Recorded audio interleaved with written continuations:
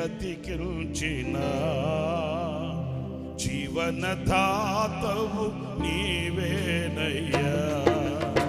స్తుతి పాడుటకే బ్రతికించిన జీవనదాతవు నీవేనయ్యా.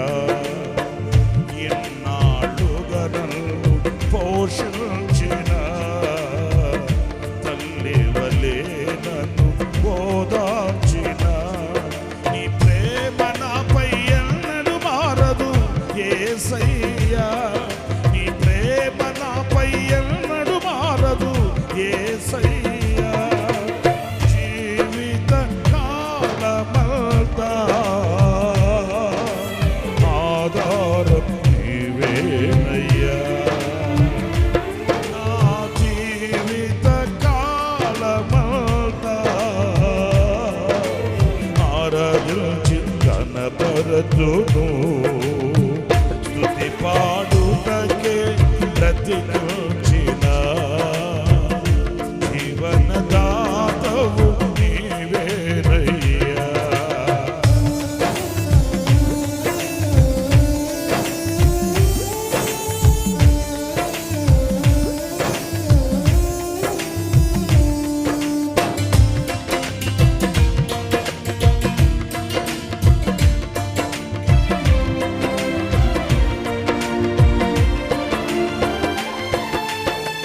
ప్రాణభయమును తొలగించినావు, ప్రాకారములను స్థాపించినావు.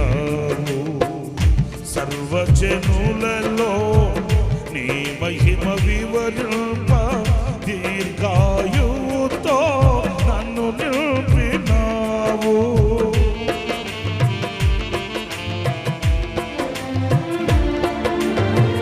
ప్రాణభయమును తొలగించినావు, ప్రాకారములను స్థాపించినావు. సర్వజనులలో నీ మహిమ వివరింప దీర్ఘాయువుతో నన్ను నింపినావు. నీ కృప బాహుళ్యమే వీడని అనుబంధమై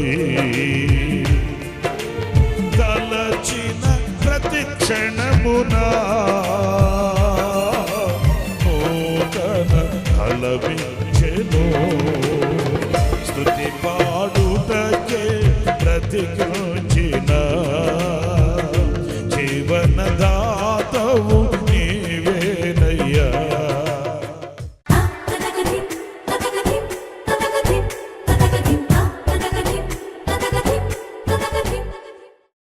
ప్రైజ్ ది లార్డ్.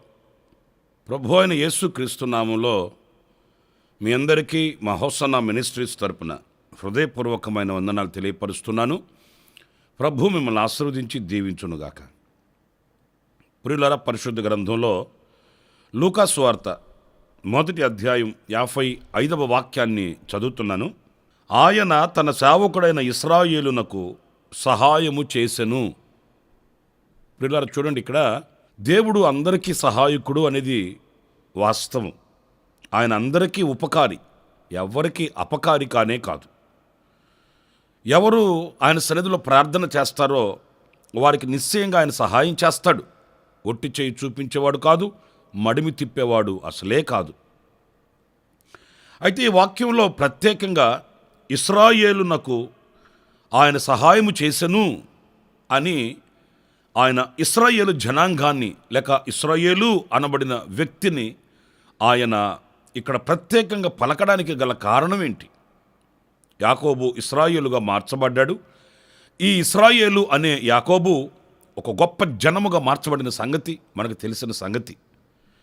అయితే ఈ జనాంగానికి ఆయన ప్రత్యేకంగా సహాయకుడై ఉన్నాడు అనేది మనం గమనించినప్పుడు, ఎందుకు ఆయన ప్రత్యేకంగా ఈ జనానికి సహాయకుడయ్యాడు, ఆ జనములో ఉన్న ఆధ్యాత్మికమైన విలువలేంటి అనేది మనం కాస్త గనక ఆలోచించి దేవుని వాక్యంలో చూడగలిగితే, సంఖ్యాకాండం 23వ అధ్యాయం 21 నుంచి నేను చదువుతున్నాను. ఆ మాటలు మీరు జాగ్రత్తగా ఆలకించండి.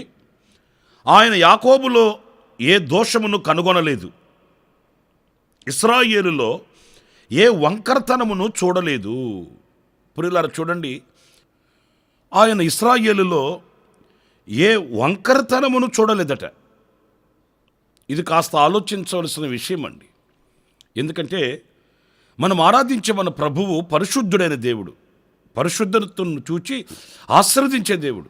ఆయన అపవిత్రతను ప్రేమించేవాడు కాదు, అపవిత్రతతో ఆయన మింగిలి అయిపోయి నిలిచేవాడు కాదు. ఆయన పరిశుద్ధుడైన దేవుడు గనుక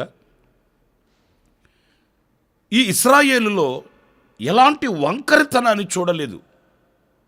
ఈ రోజున అనేకులు మనం చూస్తే అనేక వంకర పనులు మనం చూస్తామండి. వంకర బుద్ధి అంటే ఒక స్థిరమైనటువంటి యథార్థమైన ప్రవర్తన మనం చూడలేము. లోకస్తులు మనకు కనబడినప్పుడు ఒక రీతిగా కనబడతాము, ఆత్మీయులు కనబడినప్పుడు మరొక రీతిగా నటిస్తాము. మనం చాలామందిలో చూడొచ్చండి, దేవుని మందిరానికి వస్తే భక్తి కలిగిన వాళ్ళలాగా ప్రవర్తిస్తాము, మరలా లోకంలోనికి వెళితే లోకస్తుల్లాగా ప్రవర్తిస్తాము. ఈ వంకరతనాన్ని ఎప్పుడు ఆయన సహించేవాడు కాదండి. అందుకే దేవుని సహాయానికి దూరం అవుతున్నాము, దేవుని తోడుకు దూరం అవుతున్నాము, దేవుని ఆశీర్వాదానికి కూడా మనం దూరం అవుతున్నాము అనే విషయాన్ని మనం తప్పనిసరిగా గ్రహించాలండి. వాక్యంలో మనం ఒక మాట చదువుతాము, అవునంటే అవును, కాదంటే కాదు. మరొక మాట, నీవు చల్లగానైనా ఉండు, వెచ్చగానైనా ఉండు. ఇవన్నీ ఖండితమైన ఖచ్చితమైన మాటలు. కానీ అలా కాకుండా వంకర బుద్ధి, ఒకరి దగ్గర ఒక మాట చెప్తారు, మరొకరి దగ్గర మరొక మాట చెప్తారు, వీళ్ళను గురించి వాళ్ళకు చెప్తారు, వాళ్ళను గురించి వీళ్ళకు చెప్తారు. ఇవన్నీ దేవుడు సహించని అపవిత్రమైన కార్యక్రమాలు అనేది మనం గమనించాలి. మన మాట ఉప్పు వేయబడినట్లుగా ఉండాలి, మన మాట ఔషధము వలె ఉండాలి, మన మాట దేవునికి అంగీకారంగా ఉండాలి. కానీ ఈరోజున అనేక మందిలో మనం అది చూడలేకపోతున్నాము. ఇశ్రాయేలులో ఆ వంకరతనము లేనే లేదండి. ఆయనను ఆయనగా ఆరాధించడం, ఆయననుగా స్తుతించడం, వారు అలాగా ఆయనకి కనిపించారట. అందుకే దేవుడు వారికి సహాయకుడయ్యాడట. ఇంకొక మాట కూడా ఈ వాక్యంలో మనం చదివితే 22వ వాక్యంలో, రాజు యొక్క జయధ్వని వారిలోనున్నది. రాజు యొక్క జయధ్వని. నా ప్రియమైన సహోదరులారా, ఈ రోజున కొంతమంది నోరు తెరిస్తే అపజయపు మాటలు చెప్తారు.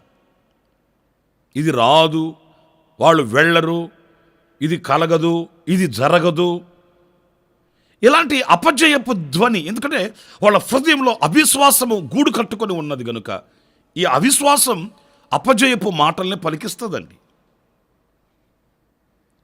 మరి ఇశ్రాయేలులో రాజు యొక్క జయధ్వని. ఎందుకంటే మనం ఆరాధించే మన ప్రభువు ఎవరు అనంటే ఆయన లోకాన్ని జయించిన జయవీరుడు. ఆయన లోకాన్ని జయించాడు, పాపాన్ని జయించాడు, మరణాన్ని జయించాడు, సమాధిని జయించాడు. ఆ రాజు యొక్క జయధ్వని మనలో ఉండాలి, మనతో ఉండాలండి. మన ప్రభువు విజయ వీరుడు గనుక ఆ విజయ వీరుని యొక్క సుచరిత్ర మనము ప్రకటించాలి, స్మరించాలి, ధ్యానించాలి. ఎప్పుడు ఆ జయధ్వని మన గుండెల్లో ప్రతిధ్వనించాలి. ప్రియ సహోదరులారా, నేను ఒక మాట అడుగుతున్నాను, రాజు యొక్క జయధ్వని మీ కుటుంబంలో ఉందా, మీ గుండెల్లో ఉందా? లేకపోతే అపజయాల ధ్వని, నాకు అది చేయలేదు, నాకు ఇది చేయలేదు, నేను ఇంతకాలం మొరపెడుతున్నాను, ప్రార్థన చేస్తున్నాను, ఇంతకాలం చేయని వాడు ఇంకేం చేస్తాడు? కొంతమంది ఇలా మాట్లాడుతుంటారండి. ఏం దేవుడు, ఏం జీవుడులేండి, ఏం ప్రార్థన, ఏం కీర్తన, ఏం బైబిల్, ఏం గీబులు, ఏం చర్చి, ఏం కీర్చి, ఇవన్నీ అంతలేండి. ప్రియమైన సహోదరులారా, ఆ అపజయపు ధ్వని ఎవరిలో ఉంటుందో వానికి ఏ సహాయం కలగదండి. ఆ రాజు యొక్క జయధ్వని, ఆయన చేసే ఘన గొప్ప కార్యములను వివరించడం, స్తుతించడం. మన కీర్తనకారులు ఒక పాట రాసుకుంటే అందులో మీరు చూడండి, గుండె చెదరని వారిని బాగు చేయువాడు నీవే, ఆకాశ నక్షత్రములకు పేరు పెట్టినవాడు నీవే. వాళ్ళు ఆయన ఘనకార్యాలను తలంచి తలంచి తలంచి ఆయన స్తుతించారండి. ఆయన మహత్తరమైన కార్యములను స్మరించి శక్తిని పొందుకున్నారండి. స్తుతి ద్వారా శక్తితో వాళ్ళు గొప్ప కార్యాలు పూనుకున్నారు. ఆ గొప్ప కార్యాలకి వాళ్ళు మరి పునాది వేశారండి. ఈరోజు ఒక్కసారి ఆలోచించు, ప్రభుని విజయవంతంగా జయముతో స్తుతిస్తున్నారా, లేకపోతే ఎప్పుడు ఆ అపజయాలను తలంచుకుంటూ ఆ అపజయాల మార్గంలో కొరకను పోయి ఉన్నారా అనేది మనం ఆలోచించుకోవాలి. మీకు ఇంకొక మాట 23వ వాక్యంలో మనం చదువుతాము. నిజముగా యాకోబులో మంత్రము లేదు, ఇశ్రాయేలు శకునము లేదు. ప్రియులారా చూడండి, ఈ మంత్రము ఈ శకునము ఇవి ఏవి ఇశ్రాయేలులో లేవంటండి. ఆలోకిస్తున్నారండి? ప్రతిదానికి శకునములు చూడడం, ప్రతిదానికి మంత్రాల మీద ఆధారపడడం, ఈ మంత్రతంత్రాలు ఈ శకునములు ఇవేవి దైవ సంబంధమైనవి కావు అనేది మనం గుర్తించాలి. ఒక తల్లి తమ కుమార్తె వివాహానికి ఆహ్వానించడానికి వచ్చింది. ఆమె పెళ్లి కార్డు నాకు దగ్గర తీసుకొని వచ్చింది. సరే, ఆ పెళ్లి కార్డు తీసుకుందామని చేయి చాపాను. వెంటనే నాకు మనసు అంగీకరించలేదండి. ఎందుకంటే ఆ పెళ్లి కార్డుకి 4 వైపులా ఇంత పసుపు రాసి పెట్టుంది. ఏంటమ్మా ఇది అని అడిగాను. నవ్వుతుంది. ఇది ఎందుకు రాశారో తెలుసా, ఎందుకు రాయాలో తెలుసా అని అడిగాను. సమాధానం చెప్పట్లేదు. మరి వివాహం ఎప్పుడు? ఫలానా సమయంలో ఫలానా సమయానికి. ఏమి మరి ఈ సమయాన్ని ఎవరు పెట్టారు? సమాధానం చెప్పట్లేదు. ఆమె చెప్పకపోయినా మనకు అర్థమవుతలేదండి. మంచి కాలం, రావు కాలం, ఇంకేదేదో కాలాలు ఉన్నాయి కదండి. శకునాలు చూడడం, ఈ గుమ్మం తీసి అక్కడ పెట్టాలి, ఆ కిటికీ తీసి ఇక్కడ పెట్టాలి. ఎవరు చెప్పారు? ఇప్పుడు సౌకర్యంగా వెంటిలేషన్ ఉండేటట్లు మలుచుకుంటే తప్పేమీ లేదు. అలా కాదంట, ఇల్లు కలిసి రావట్లేదట. అంచేత ఈ గుమ్మం అక్కడ, ఆ కిటికీ ఇక్కడ, ఈ ద్వారం అక్కడ. అన్ని పిచ్చి పనులండి. శకునాలు, మంత్రశక్తులు ఇవన్నీ కూడా దేవునికి విరోధమైనవి. అవి సాతాను సంబంధమైనవి. కనుక ఇశ్రాయేలులో అలాగా కాదు. ఆ శకునములను, ఆ మంత్రశక్తులను ఆశ్రయించిన వాళ్ళు కాదు. అందుకే దేవుడు వారికి సహాయకుడై ఉన్నాడు అనేది మనం గమనిస్తామండి. ఇంకొక మాట కూడా నేను మీకు జ్ఞాపకం చేస్తాను. అది 24వ అధ్యాయం, సంఖ్యాకాండం 24వ అధ్యాయం 17వ వాక్యంలో చూస్తే అక్కడేం రాయబడి ఉందంటే, ఆయనను చూచుచున్నాను గాని ప్రస్తుతం ఉన్నట్లుగా కాదు, ఆయనను చూచుచున్నాను గాని సమీపమున ఉన్నట్లు కాదు. నక్షత్రము యాకోబులో ఉదయించును, రాజదండము ఇశ్రాయేలులో నుండి లేచును. ప్రియులారా చూడండి, రాజదండం అధికారం. ఈ రాజదండము ఇశ్రాయేలులో నుంచి లేస్తుందట. అంటే ఇశ్రాయేలు అనేవారు ఒక అధికారము కలిగిన వాళ్ళు. ఈ ఆధిపత్యము, ఈ అధికారము ఇశ్రాయేలునకు వశమైంది. అధికారం దేనికి? చలామణి చేయడానికని కాదు, మనం ఏలుబడి చేయడానికి. దేవుడు మానవుని ఏలుబడి చేసేవానిగా చేశాడు. కానీ ఈ రోజున పరిస్థితులు మానవుని ఏలుబడి చేస్తున్నాయి. పాపం మనిషిని ఏలుబడి చేస్తుంది. శాపం, దరిద్రత, కన్నీళ్ళు, నిట్టూర్పు, నిస్పృహ ఇవన్నీ మానవుని ఏలుబడి చేస్తున్నాయి. కానీ ఇశ్రాయేలు అధికారం, రాజదండం కలిగిన వాడు. నా ప్రియ సహోదరులారా, ఒకసారి మనం ఆలోచించుకోవాలి. మనం ఏలుబడి చేస్తున్నామా, ఏలుబడి చేయబడుతున్నామా? పరిస్థితులను అధిగమించి పరిస్థితులను ఏలుబడి చేసే వారముగా ఆ ఆధిక్యత కలిగిన వారమై ఉంటున్నామా, లేక సతిగలబడి సచ్చిన వారిలాగా శక్తి లేని వారముగా ఉంటున్నామా? మన పితరులు చూడండి, సృష్టిని శాసించగలిగారు, సింహాల నోళ్లు మూయించగలిగారు, అగ్నిని ఆర్పగలిగారు, సముద్రాన్ని పాయలు చేయగలిగారు, ఇంకా ఎన్నో వీర శూర కార్యాలు చేయగలిగినారండి. ఎలా?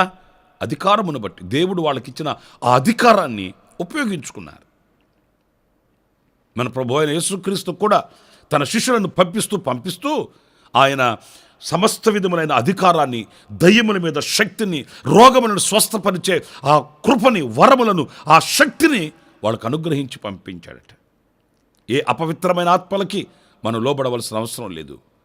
పరిస్థితులకి లొంగిపోవలసిన అవసరం లేదు. లేక మరొకటి మన ఎదుట నిలిచినప్పుడు మనం భయపడిపోవాల్సిన అవసరం లేదు. మనం ఏలుబడి చేయగలిగిన వ్యక్తిత్వం కలిగిన వారమై ఉండాలి. ఇశ్రాయేలు అలాంటి అధికారము కలిగిన, అనుభవం కలిగిన వ్యక్తిత్వము లేకపోతే ప్రజానికము. అందుకే ఇశ్రాయేలునకు ఆయన సహాయకుడై ఉన్నాడు, సహాయం చేయుచున్నాడు అని వాక్యం సెలవిస్తుంది. మనకు కూడా దేవుడు సహాయం చేయాలంటే ఇలాంటి ఆధిక్యతలు మనం కలిగి ఉండాలి. అలాంటి కృప దేవుడు మన అందరికీ అనుగ్రహించునుగాక. తలలు వంచండి, చిన్న ప్రార్థన చేసుకుందాం. కృపా సత్య సంపూర్ణుడ, జీవాధిపతి అయిన ప్రభువా, మీకు వందనాలనైనా. ఇదిగో ఈవేళ ఇశ్రాయేలునకు నువ్వు సహాయకుడవు. ఆ రీతిగా మీరు మాకు సహాయకుడవై ఉండాలంటే మేము ఎలాంటి స్థితిగతులు కలిగి ఉండవలెనో లేఖనాలలో నుంచి మేము ధ్యానిస్తూ వచ్చాము. ఇశ్రాయేలులో ఏ వంకరితనము లేదు, ఇశ్రాయేలులో ఏ శకునము లేదు, ఇశ్రాయేలులో నేను రాజదండం ఉన్నదని మేము లేఖనాలు తలపోసుకుంటూ వచ్చాం. అలాంటి ఉన్నతమైన ఆధ్యాత్మికమైన విలువలను మేము కలిగి ఉండడానికి సహాయం చేయమని మమ్మల్ని ఒక్కొక్కరిని మీ చేతులు సమర్పించుకుంటూ ఈ దినాన్ని కూడా మీరు మాకు వరముగా ఇచ్చినందుకు వందనాలు చెల్లిస్తూ ఈ దినమంతా విశేషమైన మీ కృప, మీ దీవెన, సన్నిధి, సముఖము మీరు మాకు సమృద్ధిగా అనుగ్రహించండి. ఎవరైతే జన్మదిన శుభవేడుకలు జరుపుకుంటున్నారో వారిని అందరిని ఆశీర్వదించండి.